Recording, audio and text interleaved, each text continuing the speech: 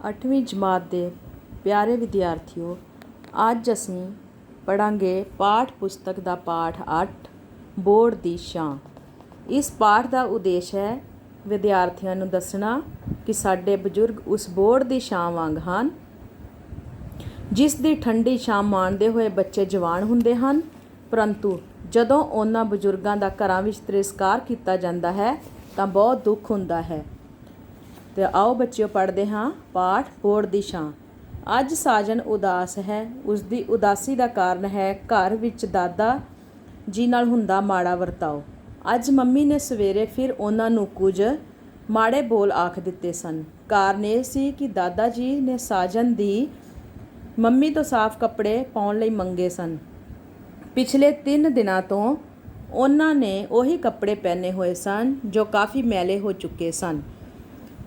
ਬਸ ਫੇਰ ਕੀ ਸੀ, ਮੰਮੀ ਇੱਕਦਮ ਬੋਲ ਪਏ, ਕਿੱਥੇ ਜਾਣਾ ਤੁਸੀਂ ਤਿਆਰ ਹੋ ਕੇ? ਅਜੇ ਕੋਈ ਮੈਲੇ ਨਹੀਂ ਹੋਏ ਤੁਹਾਡੇ ਕੱਪੜੇ। ਕੁੜਤਾ ਪਜਾਮਾ ਠੀਕ ਤਾਂ ਲੱਗ ਰਹੇ ਨੇ। ਮੈਂ ਆਪ ਦਫ਼ਤਰ ਤੋਂ ਲੇਟ ਹੋ ਰਹੀ ਹਾਂ। ਮੰਮੀ ਦੀ ਇੰਨੀ ਗੱਲ ਸੁਣ ਕੇ ਦਾਦਾ ਜੀ ਚੁੱਪ ਕਰ ਗਏ ਤੇ ਆਪਣੇ ਕਮਰੇ ਵਿੱਚ ਚਲੇ ਗਏ।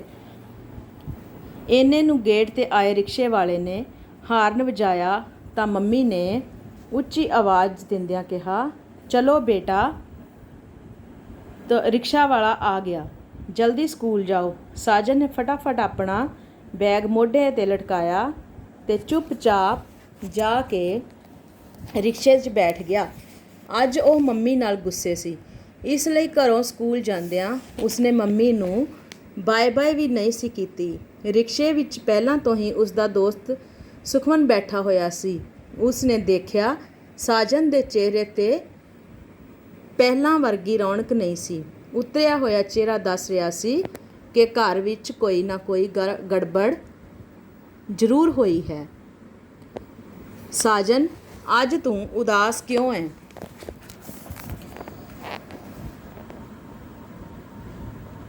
ਸੁਖਮਨ ਨੇ ਉਸ ਨੂੰ ਆਪਣੇ ਨਾਲ ਬਿਠਾਉਂਦਿਆਂ ਕਿਹਾ।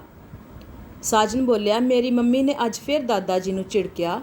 ਕੁਝ ਦਿਨ ਪਹਿਲਾਂ ਵੀ ਜਦੋਂ ਦਾਦਾ ਜੀ ਨੇ ਨਵੇਂ ਬੂਟ ਲੈਣ ਲਈ ਕਿਹਾ ਸੀ ਤਾਂ ਉਦੋਂ ਵੀ ਉਹ ਉਹਨਾਂ ਨੂੰ ਟਾਲਦੇ ਰਹੇ। ਉਹਨਾਂ ਦੇ ਬੂਟ ਪੁਰਾਣੇ ਹੋ ਗਏ ਹਨ ਤੇ ਟੁੱਟ ਵੀ ਰਹੇ ਹਨ। ਅੱਜ ਫਿਰ ਉਹਨਾਂ ਨਾਲ ਮੰਮੀ ਨੇ ਚੰਗਾ ਨਹੀਂ ਕੀਤਾ, ਇਸ ਲਈ ਮੈਂ ਉਹਨਾਂ ਨਾਲ ਨਾਰਾਜ਼ ਹੋ ਕੇ ਆ ਗਿਆ ਹਾਂ। ਕਿਉਂ, ਕੀ ਗੱਲ? ਦਾਦਾ ਜੀ ਤੇਰੇ ਮੰਮੀ ਨੂੰ ਤੰਗ ਪਰੇਸ਼ਾਨ ਕਰਦੇ ਹਨ? ਸੁਖਮਨ ਨੇ ਹੈਰਾਨੀ ਨਾਲ ਸਾਜਨ ਨੂੰ ਪੁੱਛਿਆ। ਨਹੀਂ, ਸਾਜਨ ਬੋਲਿਆ, ਮੇਰੇ ਦਾਦਾ ਜੀ ਤਾਂ ਬਹੁਤ ਚੰਗੇ ਨੇ। ਉਹ ਮੈਨੂੰ ਬੜਾ ਪਿਆਰ ਕਰਦੇ ਨੇ। ਮੈਨੂੰ ਆਪਣੇ ਕਮਰੇ ਵਿੱਚ ਬੁਲਾ ਕੇ ਕਹਾਣੀਆਂ ਸੁਣਾਉਂਦੇ ਨੇ। ਸ਼ਾਮ ਨੂੰ ਮੇਰੇ ਨਾਲ ਖੇਡਦੇ ਵੀ ਨੇ। ਕਦੇ ਕਦੇ ਕੁਝ ਖਾਣ ਲਈ ਵੀ ਲੈ ਆਉਂਦੇ ਨੇ ਮੇਰੇ ਲਈ ਬਾਜ਼ਾਰੋਂ। ਸੁਖਮਨ ਨੇ ਫਿਰ ਸਵਾਲ ਕੀਤਾ, ਫਿਰ ਤੇਰੇ ਮੰਮੀ ਜੀ ਨੇ ਦਾਦਾ ਜੀ ਨੂੰ ਕਿਉਂ ਝਿੜਕਿਆ? ਦਾਦਾ ਜੀ ਖੁਦ ਆਪਣੇ ਕੱਪੜੇ ਨਹੀਂ ਧੋ ਸਕਦੇ ਕਿਉਂਕਿ ਉਹਨਾਂ ਦੇ ਗੋਡਿਆਂ ਵਿੱਚ ਦਰਦ ਰਹਿੰਦਾ। ਅੱਜ ਜਦੋਂ ਉਹਨਾਂ ਨੇ ਮੰਮੀ ਨੂੰ ਸਾਫ਼ ਕੱਪੜੇ ਦੇਣ ਲਈ ਕਿਹਾ ਤਾਂ ਮੰਮੀ ਪਤਾ ਨਹੀਂ ਇੰਨੀ ਕੁ ਗੱਲ ਤੋਂ ਕਿਉਂ ਗੁੱਸੇ ਹੋ ਗਏ। ਮੰਮੀ ਕਹਿਣ ਲੱਗੇ ਕਿ ਉਹ ਤਾਂ ਆਪ ਆਫਿਸ ਤੋਂ ਲੇਟ ਹੋ ਰਹੇ ਨੇ, ਉਹਨਾਂ ਕੋਲ ਇੰਨਾ ਟਾਈਮ ਨਹੀਂ। ਅੱਜ ਫਿਰ ਦਾਦਾ ਜੀ ਨੇ ਉਹੀ ਮੈਲੇ ਕੱਪੜੇ ਪਹਿਨੇ ਹੋਏ ਨੇ। ਸੁਖਮਨ ਬੋਲਿਆ। ਨਹੀਂ, ਮੰਮੀ ਜੀ ਦੀ ਇਹ ਗੱਲ ਸੁਣ ਕੇ ਦਾਦਾ ਜੀ ਆਪਣੇ ਕਮਰੇ ਵਿੱਚ ਚਲੇ ਗਏ।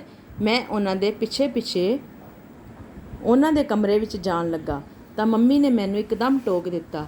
ਕਹਿਣ ਲੱਗੇ ਕਿ ਚੁੱਪਚਾਪ ਕੁਰਸੀ 'ਤੇ ਬਹਿ ਕੇ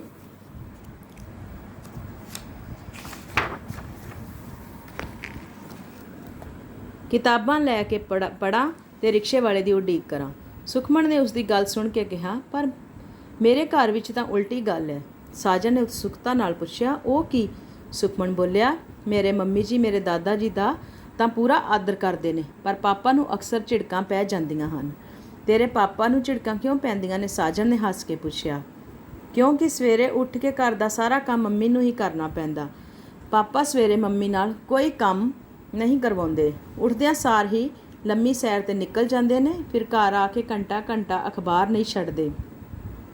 ਅਖਬਾਰ ਖਤਮ ਤਾਂ ਟੀਵੀ ਸ਼ੁਰੂ ਹੋ ਜਾਂਦਾ। ਇਸ ਲਈ ਮੇਰੇ ਮੰਮੀ ਵੀ ਕਈ ਵਾਰ ਦਫ਼ਤਰ ਤੋਂ ਲੇਟ ਹੋ ਜਾਂਦੇ ਨੇ। ਮੰਮੀ ਨੂੰ ਨਾਲ ਕੰਮ ਕਰਵਾਉਣ ਲਈ ਕਹਿੰਦੇ ਨੇ ਤਾਂ ਉਹ ਐਵੇਂ ਟਾਲੀ ਜਾਂਦੇ ਨੇ, ਜਿਸ ਕਰਕੇ ਦੋਵਾਂ ਵਿੱਚ ਕਈ ਵਾਰੀ ਤੂੰ ਮੈਂ ਹੋ ਜਾਂਦੀ ਹੈ।